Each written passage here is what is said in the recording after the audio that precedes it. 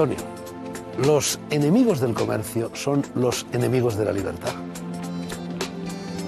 Los enemigos del comercio son los enemigos de la libertad, son los enemigos de la realidad y son los enemigos de una actitud voluntaria en la vida. Cuando hablamos de enemigos del comercio nos referimos a un tipo, a un modelo de sociedad como por ejemplo el que tenemos ahora, donde las cosas se compran y se venden y uno se esfuerza pues, por llegar a tener algún tipo de cosa que demanda el prójimo. Las sociedades anteriores se han basado en lo involuntario y las llamamos por eso sociedades clerical-militares. Y siempre había un eje distinto de la voluntariedad de la compra-venta, como la patria, la fe, el guía con mayúscula. Los enemigos del comercio son los enemigos de esa necesidad que la vida tiene de ser prosaico, de que no siempre vamos a salir adelante con lo sublime, con la verdad con mayúscula. Este señor se llama Antonio Escootado, es filósofo y publicó poco antes de que terminara el año 2008 este libro, Los enemigos del comercio, historia de las ideas sobre la propiedad privada. Es el primer volumen y lo publica, será también el mismo editor quien publique el segundo, lo publica Espasa. Antonio, en la portada de este libro se ve, en fin, un cuadro que reproduce la escena en la que Jesús, de Nazaret, de Galilea, expulsa a los mercaderes del templo. Toda la vida pública de Jesús, dices en el libro, está enmarcada entre dos escenas en las cuales sucede lo mismo. Claro, el Evangelio de Juan describe la primera, que es cuando, siendo desconocido y por tanto echándole mucho valor, cortocircuita el funcionamiento de Jerusalén, el funcionamiento del templo, echando a los mercaderes, que si nos fijamos, no es que se dedicaban a mercadear esto o lo otro.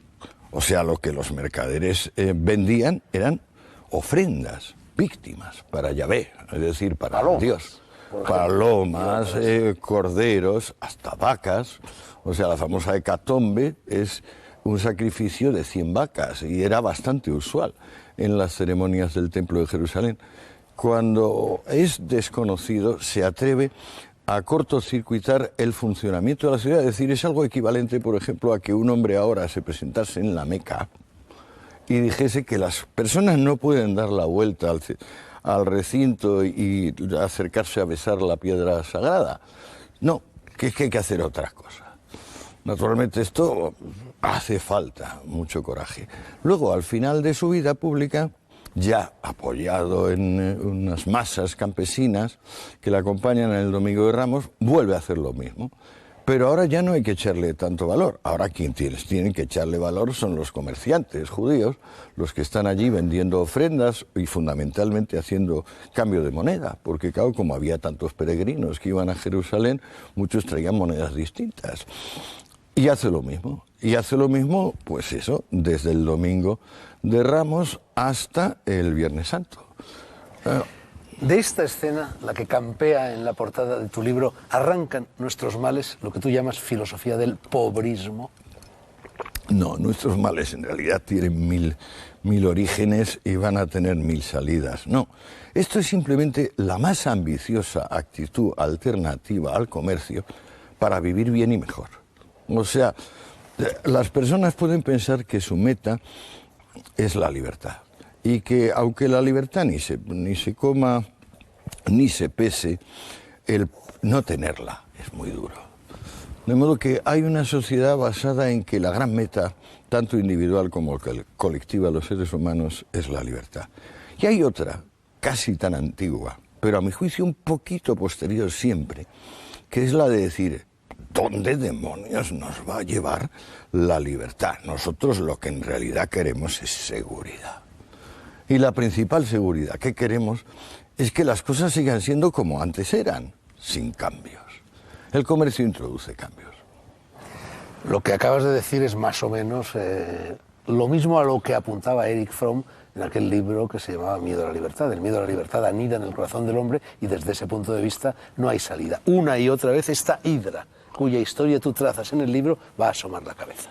Bueno, más que una hidra, en el libro se plantea como las espirales del ADN, que como sabes se replican siendo paralelas. Yo en este caso lo que sugiero, debido a estos 10 años de investigación, ya de detalle, concreta, es que la reclamación de seguridad siempre viene un poquito después de un progreso de la libertad. Por ejemplo, Julio César, el gran estadista romano. Julio César fue el primero que intentó organizar la República de una manera que fuese una sociedad comercial, es decir, una sociedad de intercambio, donde había una autonomía municipal muy grande, y en tiempos de Julio César efectivamente se multiplicó, incluso apareció en la lengua latina la expresión novus homo.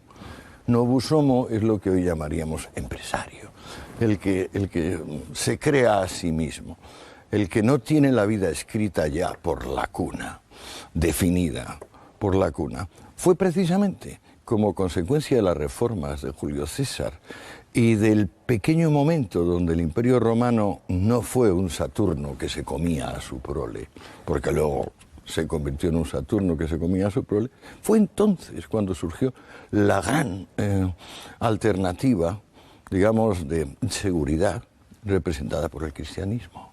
Fue entonces cuando se dijo por primera vez que dinero y Dios son enemigos, que un rico no podría entrar en el cielo y que esencialmente lo único que podían hacer las personas con sus patrimonios era venderlos y darlos en limosna. Seguridad y libertad, libertad y seguridad. Esta pregunta que te voy a hacer ahora en realidad la tenía reservada para el final del programa, pero empiezo ya a formularla. En estos momentos estamos en un periodo crítico, en un periodo crucial, en el cual parece como si después de una fase de libertad la gente estuviera demandando seguridad, aunque vaya en detrimento del otro, de la libertad. No, es que ha ido pasando una y otra vez.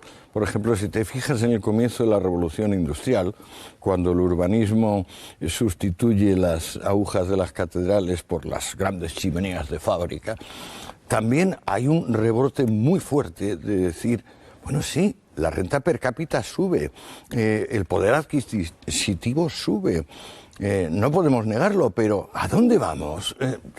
Es esta sensación de horror, no tanto al vacío, como decían los antiguos, sino horror a la incertidumbre, horror al hecho de que no están prescritas, ni nuestras vidas, ni el conjunto, emerge continuamente. Ahora en particular, bueno, me encantaría hablar del momento este que llamamos la crisis o la recesión, porque en realidad es una fase inevitable que viene después de todos los progresos que se hacen en el otro sentido. O sea, no vienen nunca las crisis económicas sin que hayan sido precedidas por periodos de expansión económica, expansión fuerte. En el caso actual, venimos de lo que Greenspan, el gran banquero de la Reserva Federal Americana, que acaba de sacar un tocho enorme llamado la era de la turbulencia. ¿Más grande que el tuyo? No, un poquito más pequeño que el mío.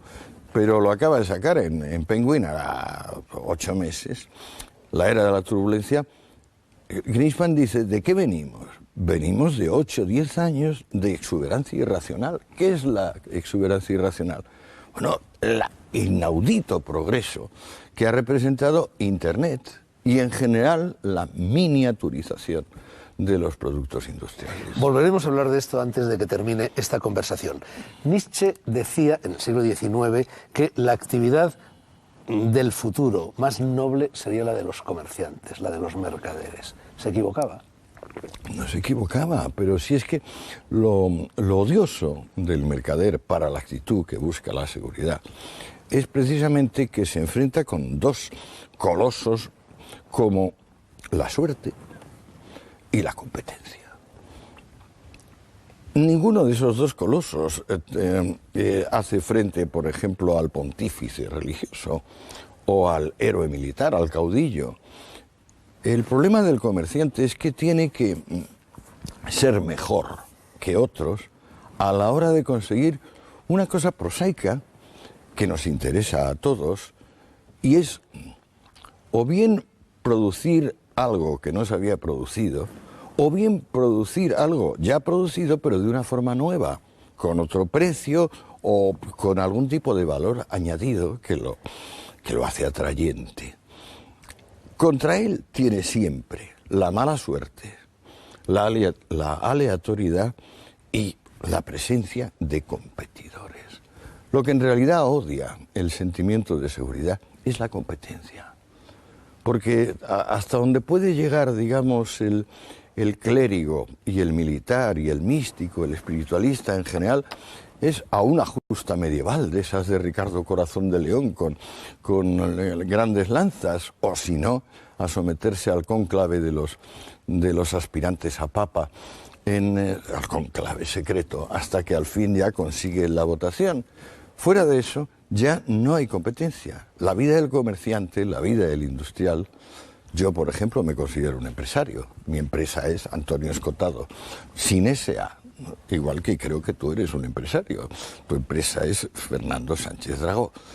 Pues tenemos continuamente que hacer frente a que lo que sale de nosotros pues mantenga un nivel de aceptabilidad superior a lo que sale de otros.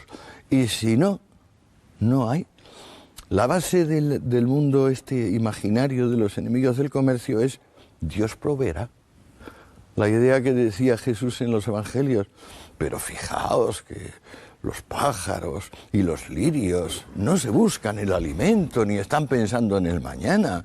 Daos cuenta que si vosotros pensáis en el mañana, además de comportaros irracionalmente, blasfemáis contra la divina providencia. Antonio, un paréntesis para hablar de la génesis, del desarrollo, del crecimiento de este libro. Tarea descomunal, ¿no? 10 años volcados día a día en este primer volumen y en el segundo que ya casi está terminado.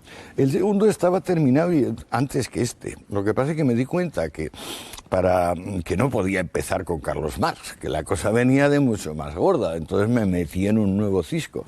Ahora, cuando ya he escrito este, me encuentro con que el segundo tiene que tener un salto cualitativo y ahí me estoy rompiendo la cabeza, pero me está saliendo relativamente tolerable, digamos. Esta es la obra de tu vida. Es la obra de mi vida. Más que la historia de las drogas, que también era un libro monumental, ¿no? No, en realidad mi libro, donde yo más corazón puse, y quizás otra decena de años, fueron en realidad y sustancia un tratado de metafísica, pero claro, es el libro más absolutamente extemporáneo, intempestivo y absurdo, y yo comprendo que solo se lo vayan a leer 5 o 10 profesores de esa ciencia desaparecida que llamamos metafísica o ontología fundamental, que viene a ser algo así como la alta poesía en pura prosa, y que yo creo que se acabó prácticamente, pues no sé, yo creo que con Hegel se acabó la ontología o la metafísica. Pero no, este tiene la ventaja de que como me obliga a estudiar en cada momento la economía, la sociología, la estética, la política y luego lo que siempre ha sido el contenido de la historia, que es la peripecia personal de que si fulano y mengana si estaban bien o estaban mal y que si fulano le mató al otro y toda esa parte que es lo que constituye el 95% de la historia recordada, o de la historia que está en la gente. Al darme ocasión de querer saber todo de un asunto, pues no acabo sabiendo todo, pero sí que me llena las horas de cada día, las horas de cada mes, las horas de cada año. Le va dando sentido a la vejez.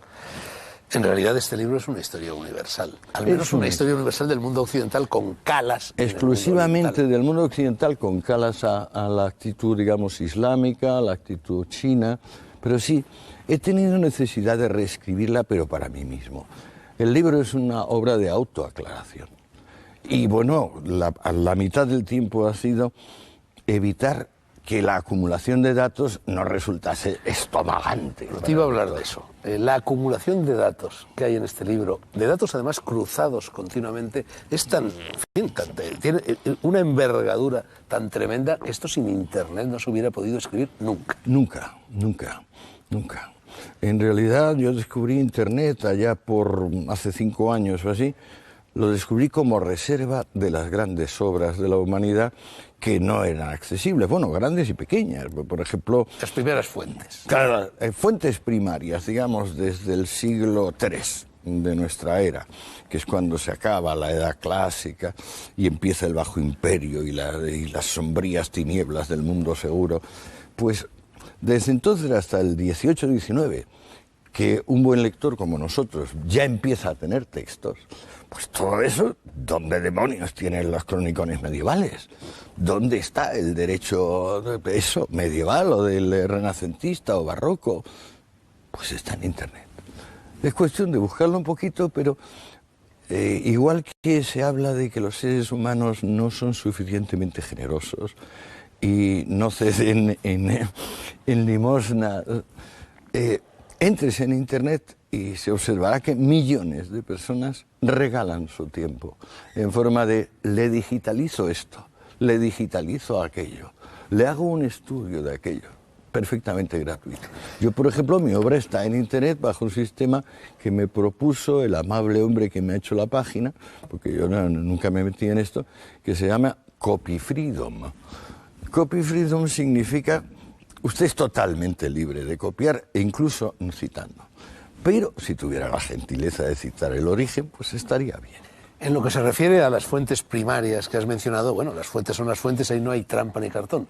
Pero en cambio, en lo relativo a los demás datos que circulan por Internet, muchos de ellos son falsos, muchos de ellos están equivocados. Es decir, hace falta una tarea de verificación constante por parte del investigador, tú en este caso. La expurgación de fuentes se pueden dar gato por liebre continuamente. Siempre ¿no? Ha sido así. Uno de los defectos graves que tiene mi historia general de las drogas es que por las circunstancias donde tuve que escribirlo, no hay una selección de fuentes rigurosa, es decir, no se toma con la misma seriedad el testimonio de un Tácito que el testimonio de un periodista alemán que te está hablando de los hábitos de Tácito, por ejemplo, en este mismo caso.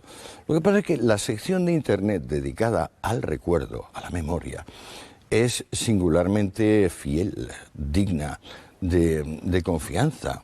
Donde Internet empieza a flaquear es donde ya se mezcla con, que pudiéramos llamar, el aburrimiento humano, la falta de sustancia. Esa falta de contenido que hace que las personas, por ejemplo, ahora, en vez de utilizar somníferos para dormir, tengan que tener puesto el televisor, porque no se pueden dormir más que con el televisor puesto. Yo nunca se había calculado, yo creo en la historia de la medicina, que los televisores iban a ser básicamente los hipnóticos del mundo actual, pero así es. Al menos para dormir las siestas son sumamente útiles, ¿no? Antonio, el libro lleva dos dedicatorias. Una de ellas reza a Enrique Galán, que yo no sé quién es, que me dio el consejo justo sobre este libro. ¿Cuál fue ese consejo? Me dijo Enrique, que es un físico y psicólogo, me dijo, reescribe el libro.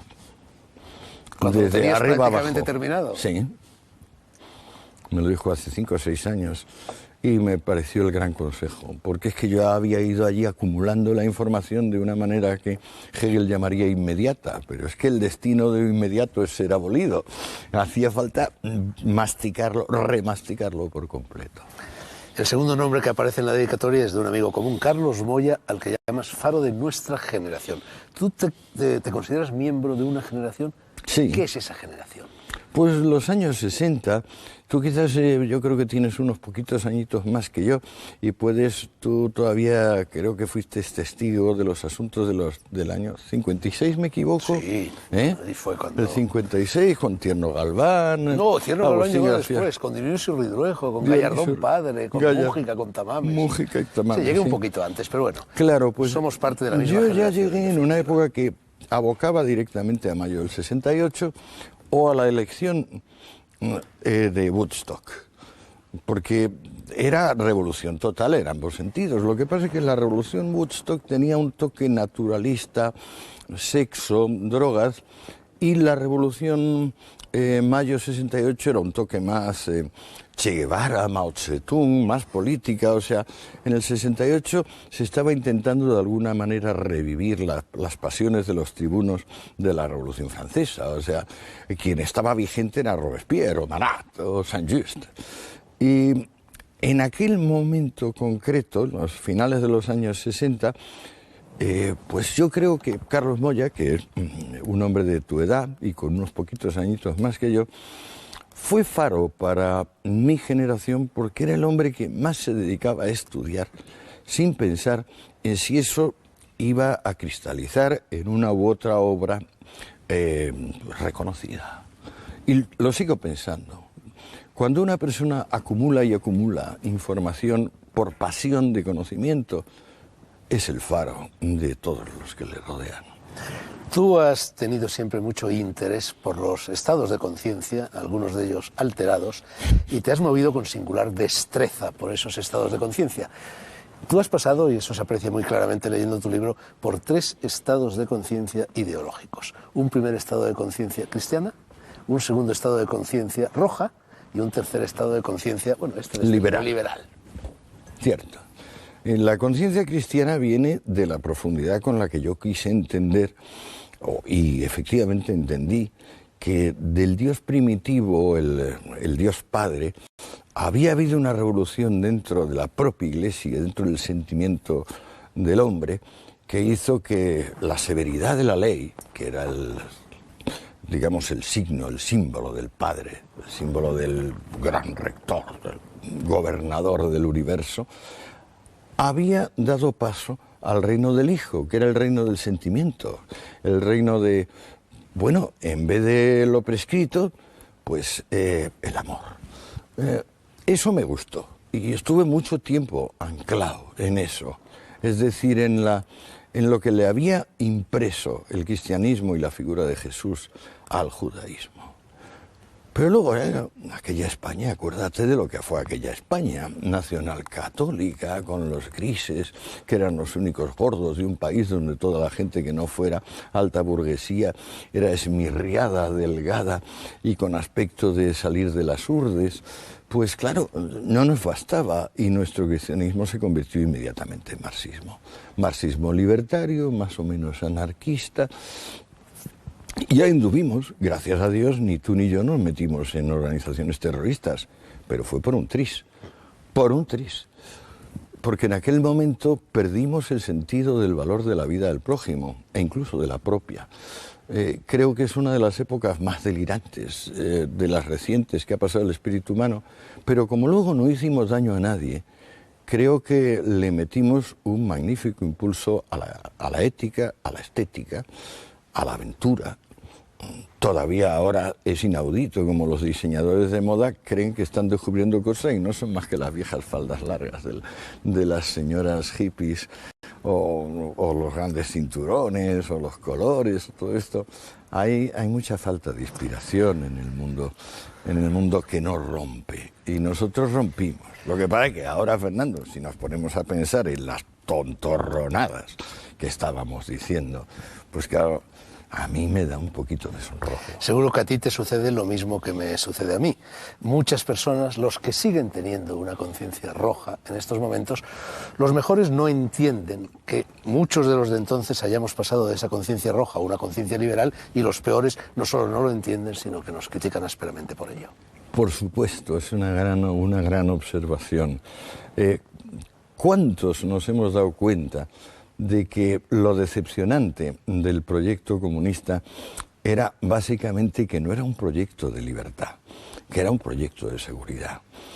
¿Cuántos todavía siguen pensando Dios proveerá? Y en la vida agradable de los lirios y de los pajaritos. El sermón de la montaña. El sermón de la montaña, que básicamente dice, bendito sea el pobre de espíritu. ¿Qué quiere decir pobre de espíritu? Pues bueno, ahí espíritu traduce el griego pneuma, alma, o sea, es una formulación inequívoca. Quiere decir algo así como que nadie me quite mi rencor. Tengo derecho infinito a mi resentimiento y además tengo derecho a proyectarlo sobre los demás. Y entonces no solo a sentir resentimiento propio, sino a adherirme a un credo victimista. O sea, en general los demás pues son unas pobres víctimas de...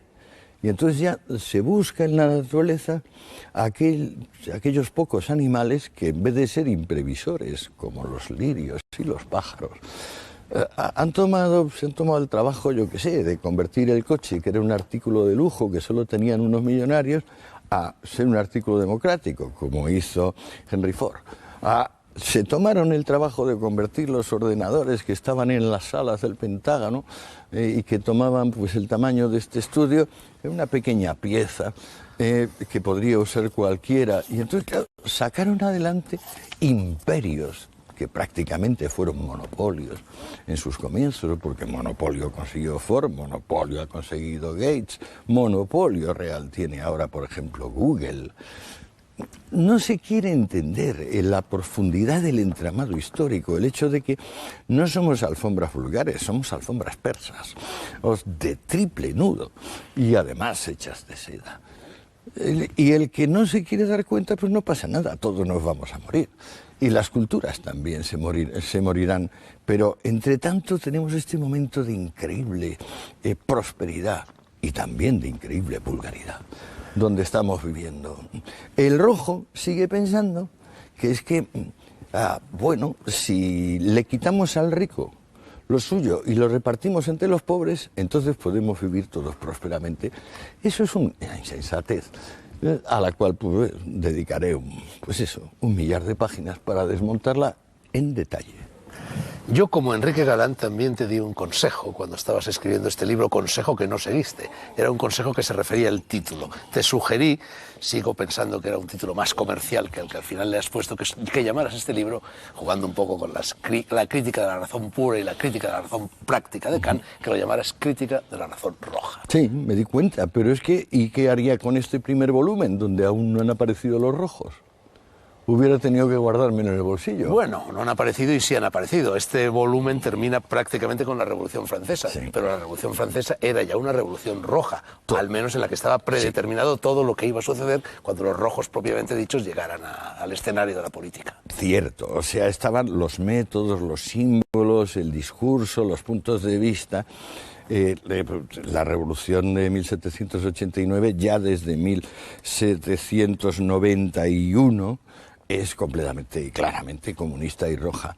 Pero la bandera roja solo se levanta en la Comuna de París de 1848. O sea, le hace falta medio siglo. Y es más, las atrocidades que se cometieron en nombre de imponer la virtud directamente, eso que llamamos el periodo del terror, terror con mayúscula, que los franceses luego en el último periodo, o sea del 92 al 94, lo llaman el gran terror, la grande terror. Esos eventos del terror generarán al mismo tiempo admiración y rechazo.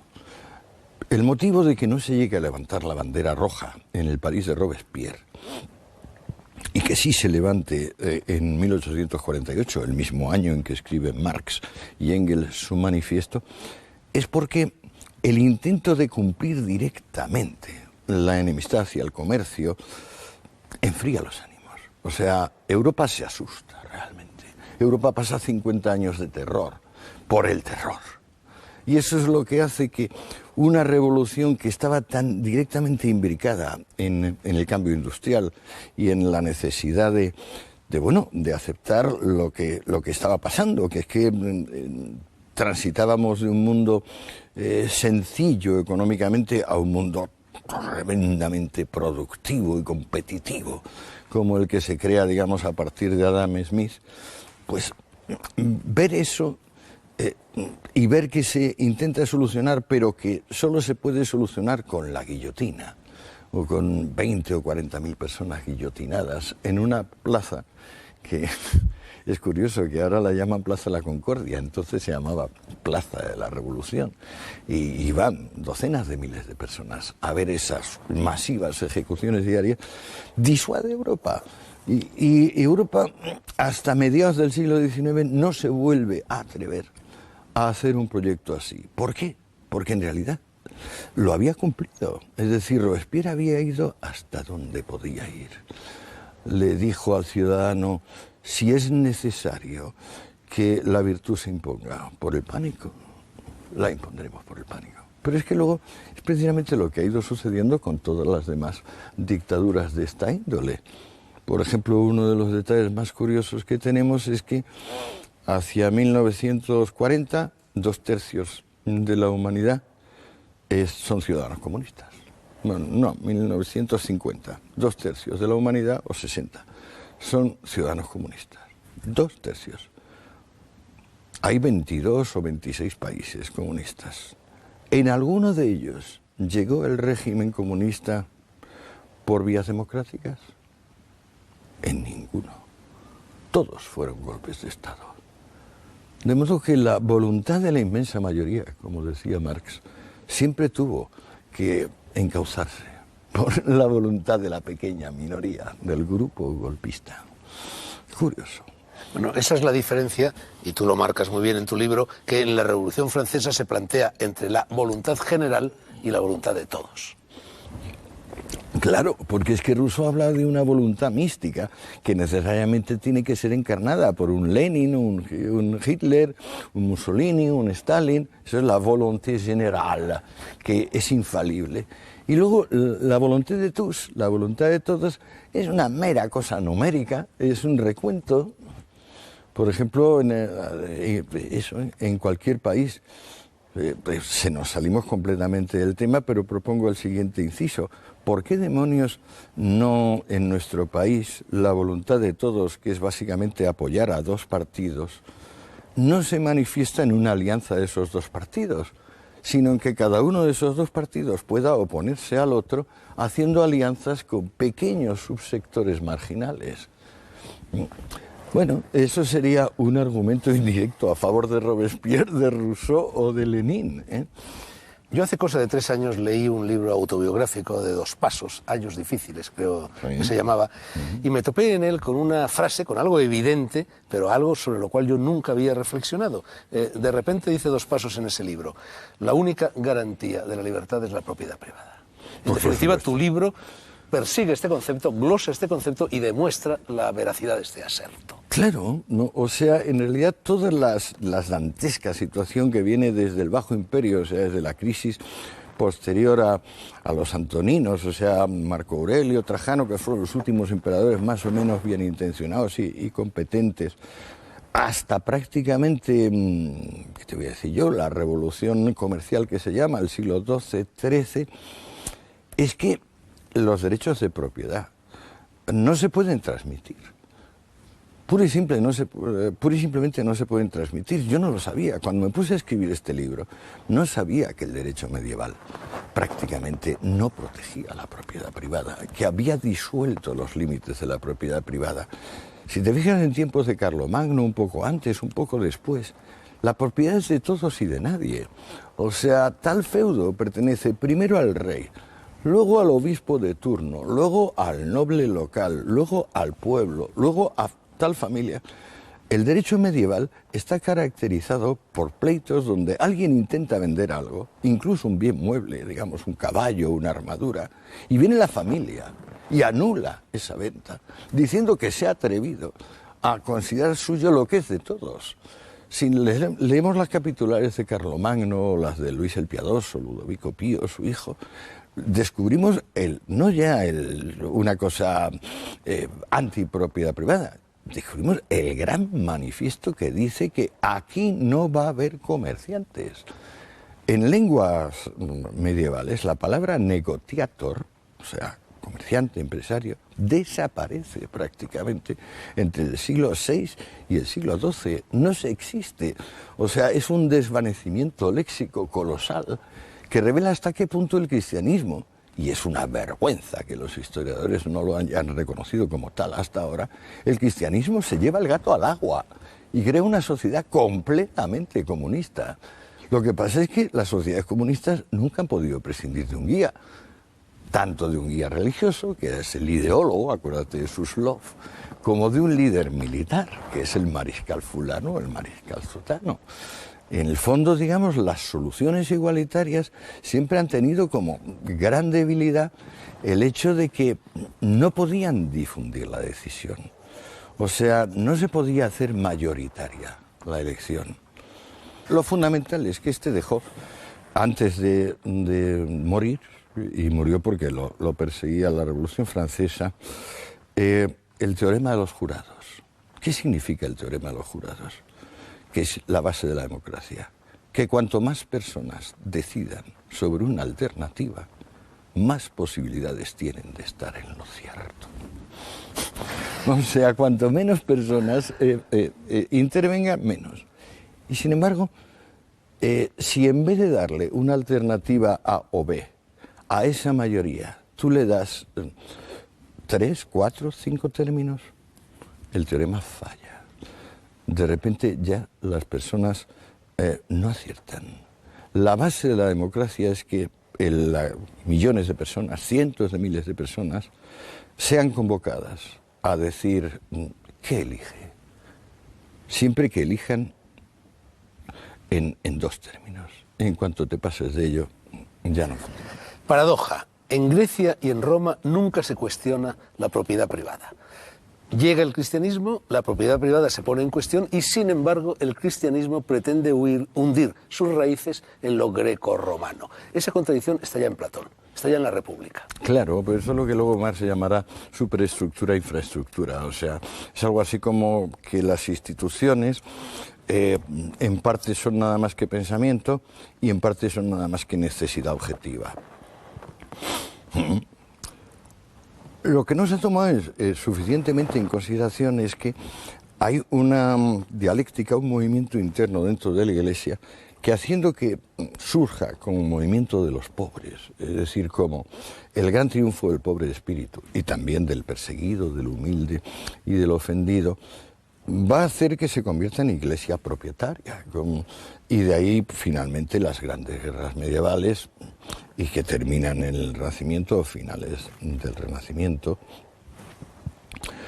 La Iglesia tiene que, por una parte, asumir, y la asume, la herencia del gran saber grecolatino. Por ejemplo, hay que tomar en consideración que los padres de la Iglesia, San Agustín, San Ambrosio, y algunos más, San Jerónimo, por supuesto, y los padres capadocios, consideran que son sabios, hombres como Sócrates, como Séneca. O sea, entienden que los estoicos, en general, la escuela estoica, es una escuela paracristiana, semejante y digna de consideración. Pero es precisamente en los padres de la Iglesia, que es un movimiento del siglo IV, V, donde se despieza bien el mensaje del Sermón de la Montaña de Jesús. No es solo que el rico es malo y el pobre es bueno. No. San Agustín y San Ambrosio, sobre todo, también San Juan Crisóstomo, precisan que la compraventa es mala en sí, porque tiene que haber siempre alguien que pierde y alguien que gana. Que en realidad el perjuicio que se sigue de admitir que haya comerciantes es admitir que haya movilidad social. Es decir, que la gente no esté definida enteramente por la cuna de la cual parte.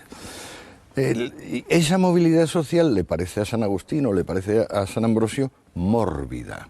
¿Por qué es mórbida? Porque las personas pueden aceptar la desdicha de haber nacido esclavo o hijo de esclavo o el favor de haber nacido hijo de rey.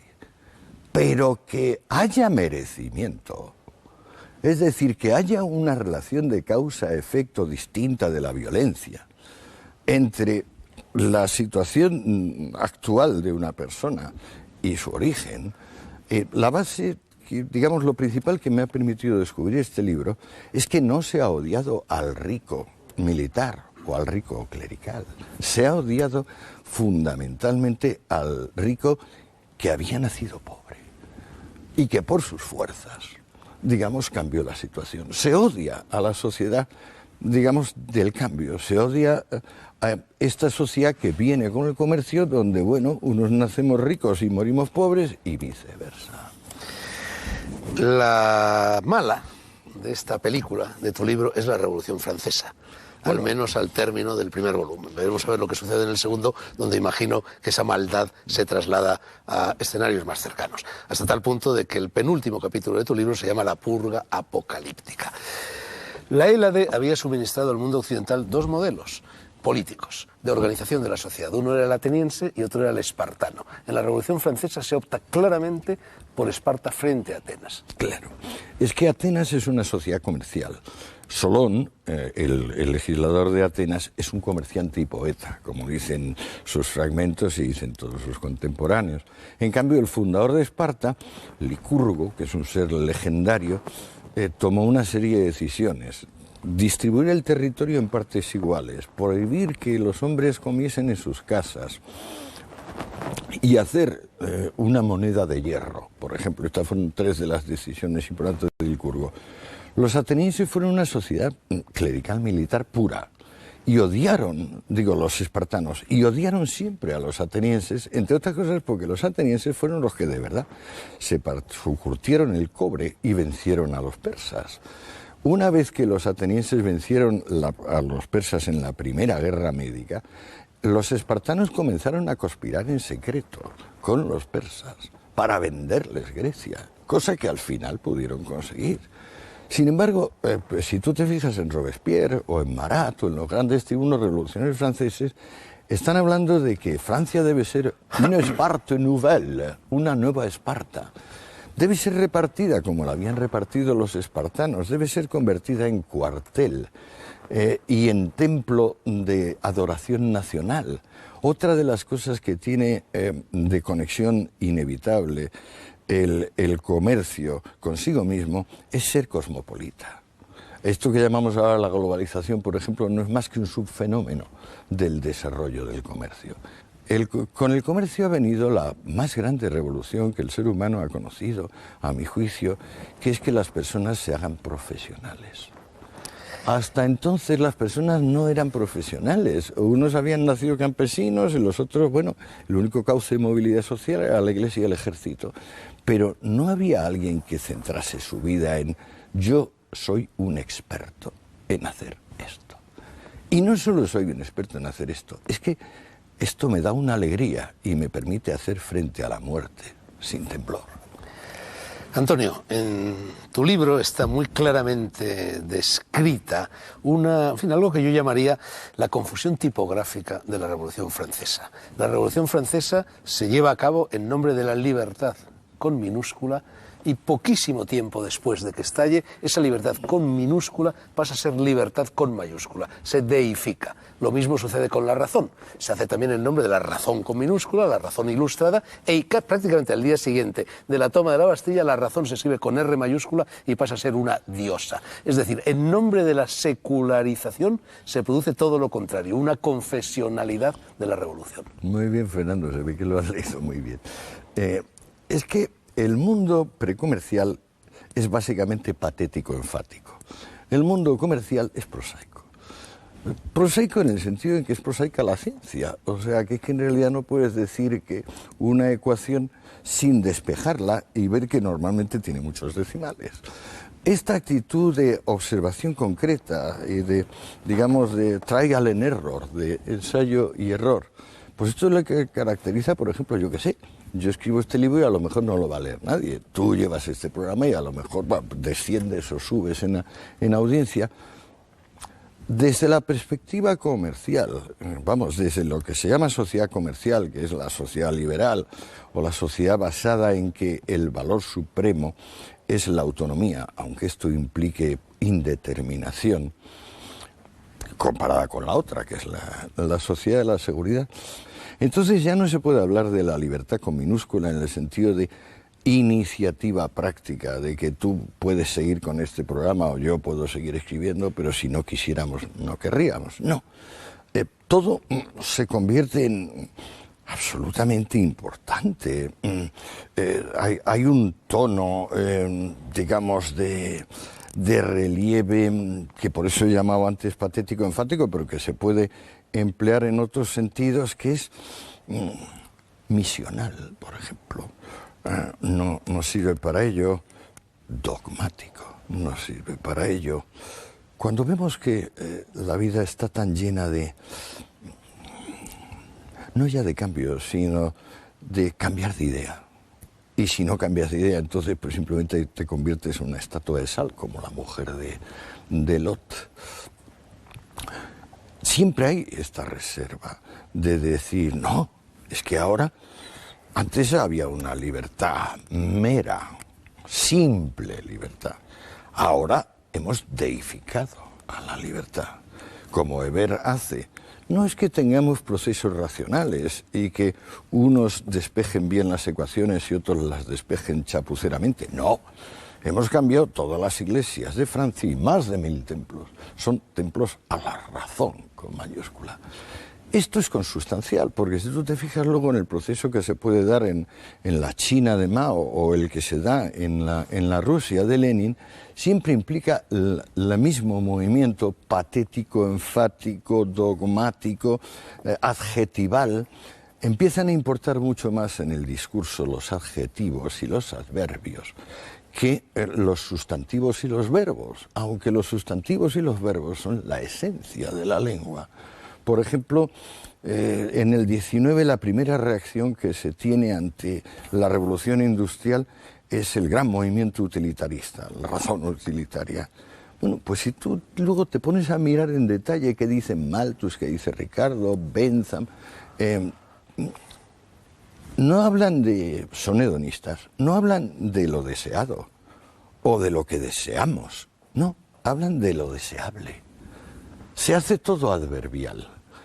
Igual sucede con los revolucionarios franceses. O sea, el lenguaje se convierte en una caja de resonancia emotiva, en vez de en un vehículo de traslación de información objetiva. Antonio, nos quedan apenas 10 o 12 minutos y querría dedicar los últimos minutos, eso será después de los anuncios, pero antes te quiero formular un par de preguntas de respuesta breve, por favor. Sí. Era Toynbee y otros muchos autores quien dijo que el socialismo y el comunismo eran sectas o herejías del cristianismo. ¿Estás de acuerdo? Estoy completamente de acuerdo. Pero sectas, es que el propio cristianismo es secta. Yo creo que hay como una íntima copertenencia en el corazón humano y sobre todo en el corazón del occidental y del hombre culto, donde por una parte somos comunistas de alma, en parte por compasión de los demás y en parte por quizás autodesprecio, y otra parte donde somos liberales y queremos, bueno, que no se nos corten las alas, pero que esto está dentro del ser humano. Por tanto, no estoy tan de acuerdo como que sean sectas, como que el ser humano tiene esta cuestión que despejar dentro de sí mismo, si el victimismo es el camino o no lo es. Otra paradoja. Dentro del cristianismo se produce, cuando llega Lutero, cuando llega el protestantismo, cuando llega Calvino, se detiene en cierto modo el proceso de oscurantismo iniciado por el catolicismo y aparece algo que en definitiva va a conducir al capitalismo. Lo bueno es que ya lo ha conducido. Yo lo trato con más de cerca este asunto. El capitalismo ha llegado ya con la letra de cambio, que posiblemente es el gran invento de los judíos para defenderse de las terribles persecuciones medievales. Y esto estamos hablando del siglo XII. Calvino y Lutero son del XVI y van a producir esa gran perla de la realidad de la libertad que es Holanda, la Holanda del siglo XVII. País admirable, donde sí, los haya. Claro. No, con Calvino y Lutero lo que queda muy claro es que el cristianismo se quita la hipoteca pobrista. El cristianismo tiene suficientes contenidos, piensan Lutero y Calvino, también lo piensa la Escuela de Salamanca, también lo piensa la Contrarreforma.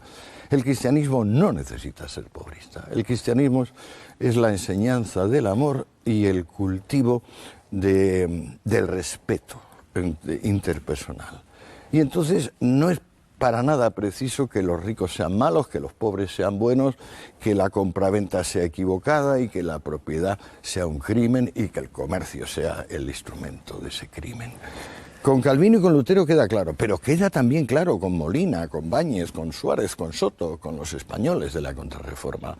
Es simplemente que el mundo ha progresado ya hasta un cierto punto donde las viejas, digamos, la vieja construcción esta de buenos y malos, verdadero o falso, claudica. O sea, lo que realmente sufre con la sociedad comercial es el maniqueísmo, el dualismo, el que podamos realmente decir de una cosa, esto es completamente esto y nada de lo otro.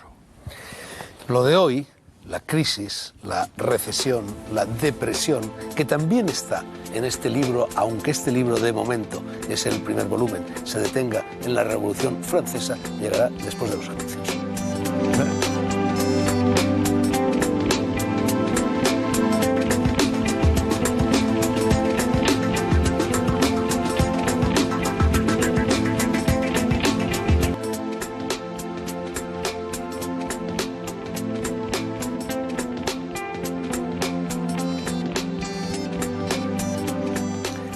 Seguimos 10 o 12 minutos todavía en las noches blancas hablando con el filósofo Antonio Escootado de su último libro, Los enemigos del comercio, publicado por Espasa.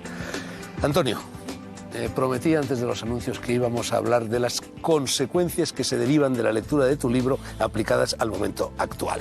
En primer lugar, a Obama se le está empezando a acusar en Estados Unidos insistentemente de que es un socialista. Los republicanos lo acusan de eso. ¿Lo es? Pues no lo sé. Bueno, está por ver, por supuesto, pero en fin, así por lo que sabemos de él. Está por ver. La verdad es que le ha dado una inyección de optimismo al mundo en un momento donde le venía fenomenal. Y de mesianismo también, ¿no? Sí, bueno, pero mesianismo parece más fuerte todavía en el caso de su antecesor, Bush, que parece como una especie de error extraño de la historia, porque tener a una familia de presidentes de los Estados Unidos como George Bush padre y luego George Bush hijo, que son los dos una mezcla de analfabetos y de gente entrampada con el big business, el gran negocio, los grandes negocios americanos, ha sido pues una de las desgracias de finales del siglo XX y principios del XXI.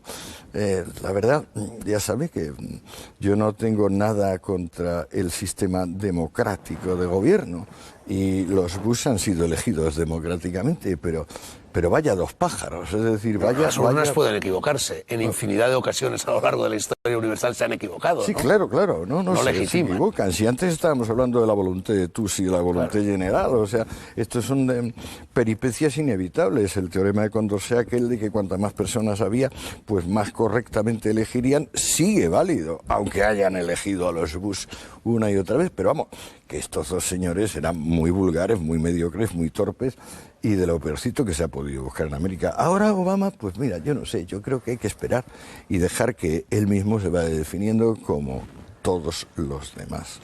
¿En qué parará la crisis actual, si es que para? ¿El liberalismo saldrá indemne de ella? Porque en estos momentos, una vez más, está puesto en tela de juicio. Bueno, es que se le acusa de haber causado lo que no ha causado en modo alguno, pero en fin. Es una de las ridiculeces. Se supone que el fraude, la estafa, que es el consustancial a la sociedad clerical militar, que es lo que hacía, digamos, pues la sociedad espartana, la sociedad romana, la sociedad medieval y la sociedad anterior al régimen democrático de transparencia, elecciones y prensa libre, que es el que tenemos. Bueno, se le atribuye la estafa y el fraude al mundo liberal cuando en realidad es la hipoteca que arrastra de ser el heredero de sociedades clerical militares.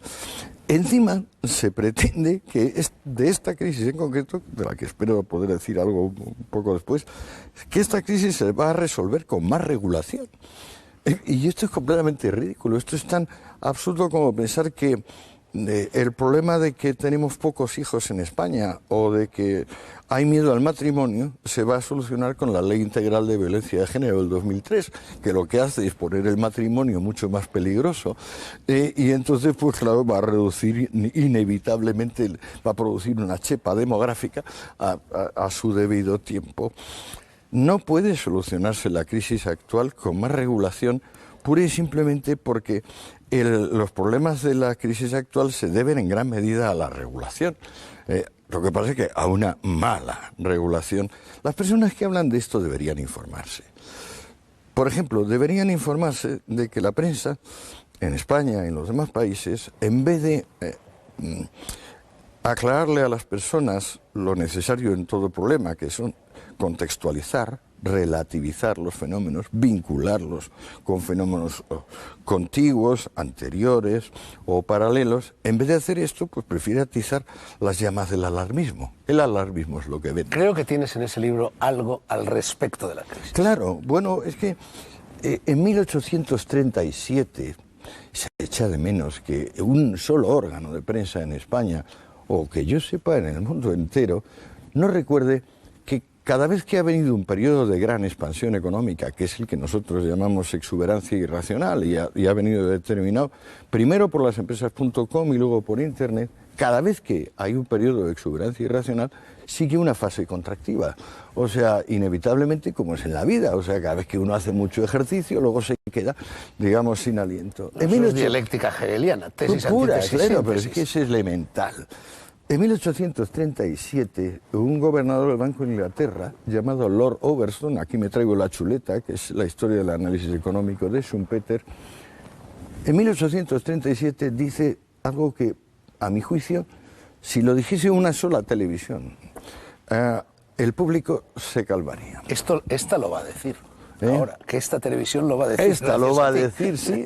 Hombre, no es exactamente un telediario. No lo es. Ni lo va a decir es algo. Ni Zapatero ni Rajoy, pero algo es algo. En 1837, es decir, hace unos 170 y pocos años, el gobernador del Banco de Inglaterra, encontrándose con un fenómeno recurrente, le aclara al público inglés que después de periodos de gran actividad económica se sigue él lo llama un estado del comercio, ahora nosotros lo llamamos ciclos, también ahora sabemos que los ciclos son parte de superciclos mucho más amplios, de 40 o 50 años, pero el Lord Overstone dice que el estado del comercio en 1837 va a seguir por las siguientes 10 etapas.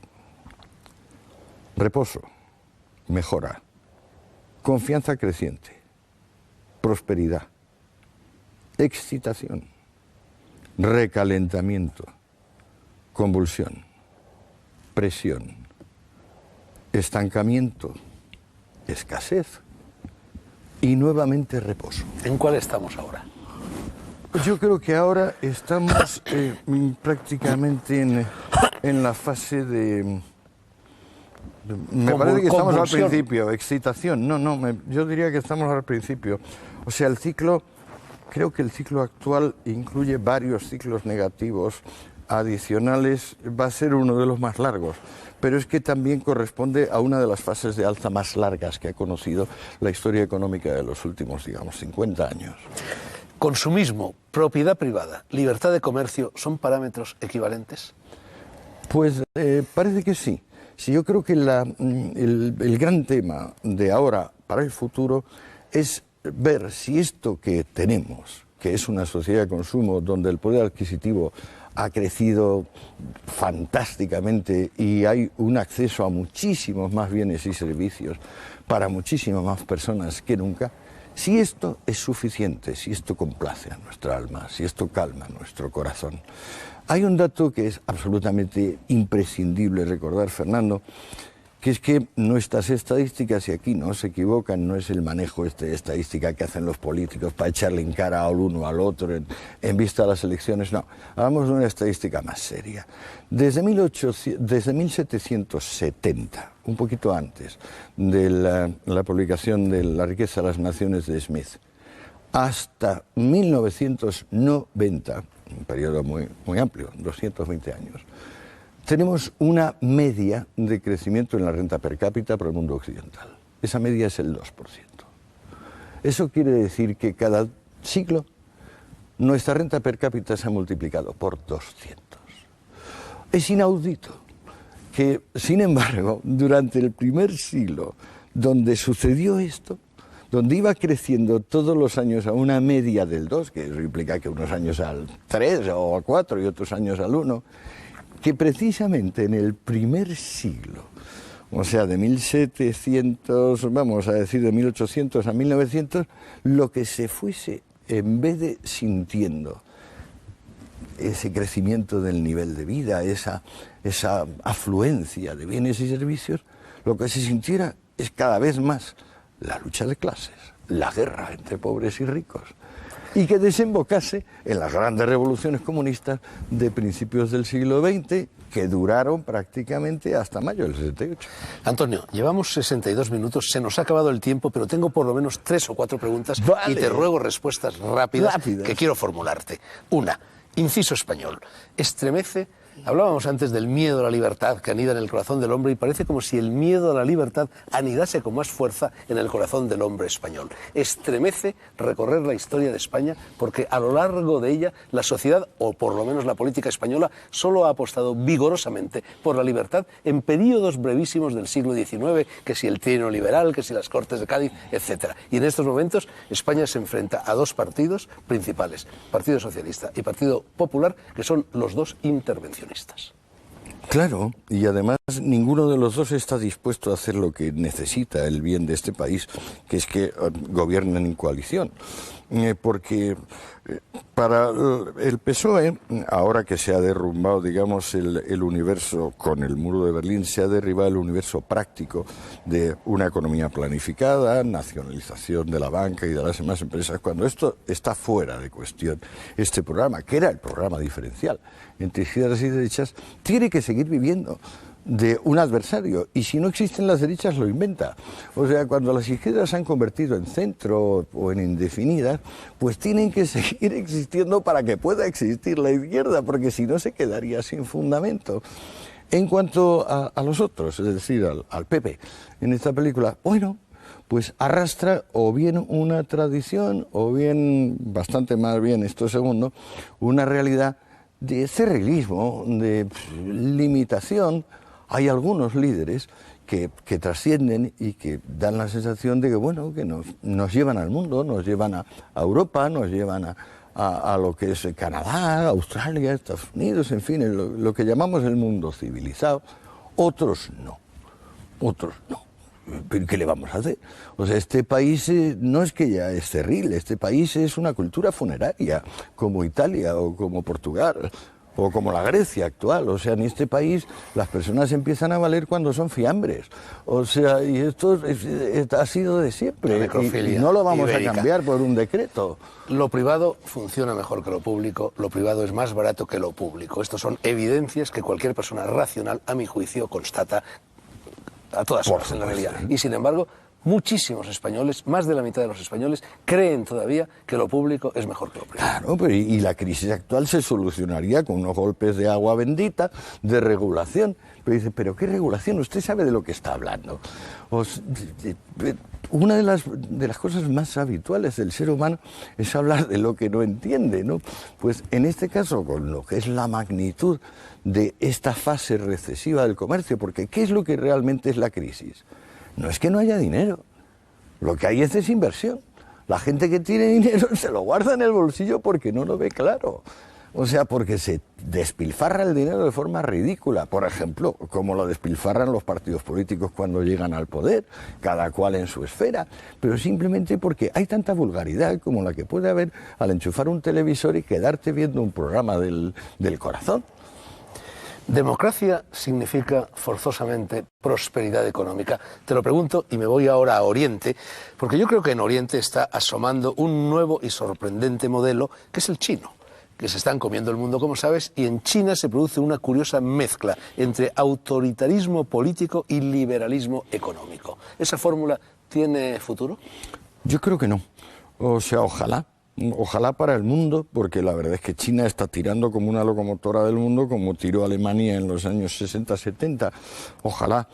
Pero me parece que es un poco tigre de papel, como decía Mao de sus contrincantes capitalistas. Hay que hacer ahí un cambio en profundidad. Y este movimiento enorme migratorio que tiene China del campo hacia unas pocas ciudades, o sea, ojalá se mantenga y se pueda consolidar. Y las Olimpiadas lo han puesto un poco de relieve y tal. A mí me parece que es imposible sacar adelante una economía que no se base en las diferencias estas de salario tan brutales que tienen los chinos, como tienen hasta ahora. Que los chinos, en cuanto sus salarios suban un poco, ya no tienen margen comercial para producir y para exportar. O sea, todo el progreso de China está basado en el subdesarrollo de China. En el momento en que China o la India consigan unas tasas más altas de desarrollo, van a encontrar cada vez más dificultades para importar y exportar, para mantener ese equilibrio, que es el verdadero equilibrio de la vida económica, que es producir algo parecido a tu capacidad adquisitiva. Última pregunta. Europa, una vez más, va a caer en la tentación de los aranceles frente a la avalancha China, India y del sudeste asiático? Yo creo que Europa lo tiene bastante regular. ¿Europa o Estados Unidos? Yo creo que Europa lo tiene bastante regular porque el continente está viejo y además tiene poco entusiasmo. Yo miro como focos de desarrollo inmediato mundial económico a Brasil, por ejemplo.